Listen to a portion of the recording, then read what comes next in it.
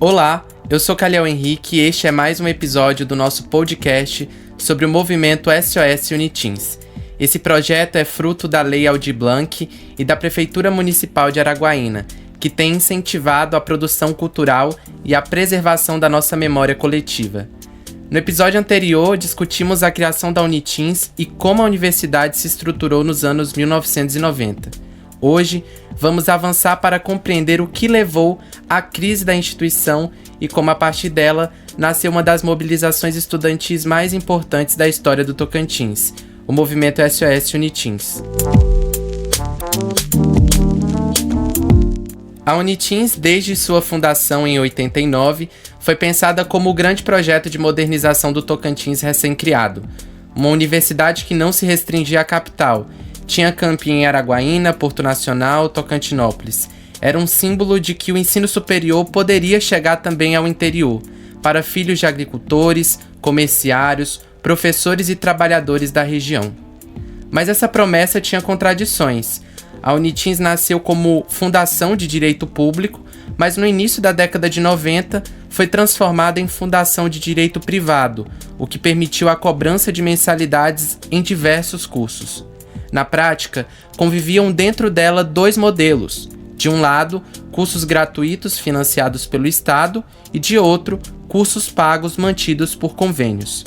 Esse arranjo aparentemente viável começou a ruir no final dos anos 90. A universidade enfrentava também dificuldades financeiras, corte de verbas e falta de clareza institucional.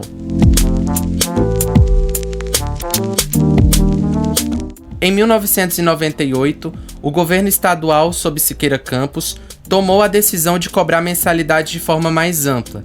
Essa medida atingiu diretamente milhares de estudantes, que tinham ingressado com a expectativa de acesso gratuito à universidade pública. Foi o estupim. O que era para ser uma universidade popular e acessível passou a se tornar, na prática, um serviço para quem pudesse pagar. Aí que ocorre. Quando chega fevereiro de 2000, nós, do movimento estudantil, recebemos um documento, eu não lembro por mão de quem, não lembro se é a Amália, mas o fato era que em fevereiro de 2000, nessa projeção de privatização, o governo vai e articula a Câmara, a Câmara estadual, e aprova uma lei, eu não me vem à memória agora o nome, o número da lei, eu a tenho inclusive, mas aprova uma lei desobrigando o Estado de financiar. Ocorre que desde 96, 97, o aluno já pagava a mensalidade. Aqui em Araguaína, por exemplo, o curso de medicina veterinária beirava R$500 naquela época. E os alunos começaram a entrar a partir de 97, se não me falha a memória, pagavam mensalidade, apesar da universidade ser pública. E o que ocorre? Eles diziam, os que já passaram, os que já são alunos, não pagarão, mas os novos pagarão. Isso é uma forma de desmobilizar, mas também aquela perspectiva do direito adquirido e tal. E na época, a gente sem capacidade de articulação, foi deixando passar.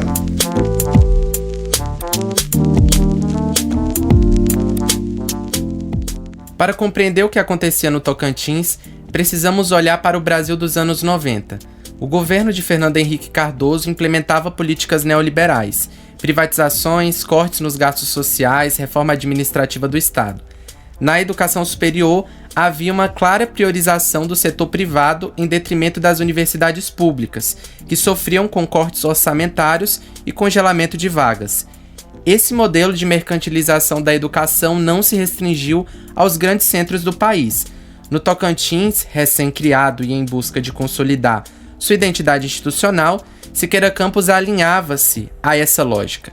A Uniteens deixou de ser pensada como um patrimônio público gratuito e passou a ser tratada como um serviço de fundação privada, com cobrança das mensalidades. Esse movimento evidencia como as escolhas locais estão profundamente conectadas às tendências nacionais. As reformas que vinham de Brasília reverberavam no interior do país, atingindo diretamente os estudantes tocantinenses. Foi nesse contexto que nasceu o movimento SOS Unitins. A indignação estudantil cresceu diante do que era visto como uma quebra de promessa histórica. A universidade, que deveria democratizar o acesso, estava se tornando excludente. O Diretório Central dos Estudantes e diversos centros acadêmicos passaram a organizar assembleias, debates e manifestações. As palavras de ordem refletiam a defesa de um direito. A Unitins é nossa. O movimento foi ganhando corpo com ocupações, protestos, greves de fomes, atos que colocaram a educação superior no centro do debate público no Tocantins. O SOS Unitins não era apenas contra a cobrança de mensalidades, era a expressão de uma luta mais ampla pelo direito à universidade pública e gratuita no estado. Como que era a organização do SOS? Tipo, surgiu em Palmas, os outros polos foram aderindo. Como é que foi essa dinâmica de comunicação e de articulação? Assim? Isso. Então, ótimo. Boa, ótima pergunta. O foco em Palmas, exatamente como já conversamos, e era preciso alargar as tendas, né, expandir o movimento. E a perspectiva da expansão do movimento era os próprios estudantes iriam nas outras cidades tentar envolver os outros estudantes nessa ação. E aí, como nós de Tocantinópolis já tínhamos um movimento bastante consolidado em 99 e bem sucedido, isso chegou aos ouvidos. Isso chegou aos ouvidos da organização do SOS Unitins, de que Tocantinópolis já tinha, no ano anterior, conseguido uma espécie de sucesso no não fechamento de Tocantinópolis, e tinha feito isso através da conversa com o Eduardo Siqueira. E o SOS não tinha sido recebido ainda pelo governo. E aí os alunos, eu lembro que estava em Tocantinópolis um dia, e chegou um grupo de alunos de Palmas. Lá em Tocantinópolis eles iam viajando do jeito que podiam, de ônibus e carro, com dinheiro de cota, coisa parecida, e chegaram lá dizendo que queriam conversar com os estudantes e com o movimento. Aí, se você perguntar assim, você conhecia, eu conheci os alunos de Palmas? Não. E eles me conheciam? Não, porque a gente estava numa época de vacância, de vácuo, de DCE. A gente conhecia um ou outro de uma reunião, e aí nessa, eu lembro da reunião no auditório em Tocantinópolis, de deflagramos a greve, a gente quer o apoio, o que é que vocês fizeram aqui no Tocantinópolis para conseguir se manter. A gente contou a história de que foi muito movimento.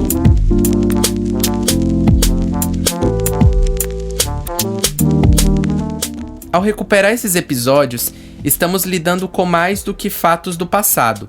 Estamos diante de uma memória coletiva que se reconstrói e ganha novos sentidos no presente. Maurice Robert nos lembra que a memória é sempre social, moldada pelo grupo que a mantém viva.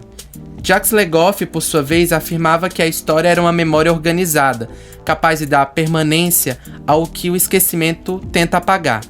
O movimento SOS Unitins não é apenas um capítulo da história estudantil do Tocantins. Ele é parte da luta nacional pela democratização do ensino superior. E revisitar sua memória é compreender que as disputas em torno da educação, ontem como hoje, dizem respeito a quem tem o direito de sonhar com uma universidade. Essa reflexão é ainda mais urgente no presente, quando as universidades brasileiras enfrentam cortes, precarização e ataques à sua legitimidade. Ao lembrar do SOS Unitins, pensamos também sobre a defesa da universidade pública como espaço de produção de conhecimento, inclusão social e transformação coletiva. Este foi o segundo episódio do nosso podcast sobre o movimento SOS Unitins, uma produção realizada com apoio da Lei Aldir Blanc e da Prefeitura Municipal de Araguaína. No próximo episódio, vamos entender como o movimento estudantil se consolidou, como as manifestações ganharam repercussão e de que forma o governo estadual reagiu à mobilização dos estudantes. Eu sou Caliel Henrique e agradeço por você nos acompanhar nessa jornada de memória e resistência. Até a próxima!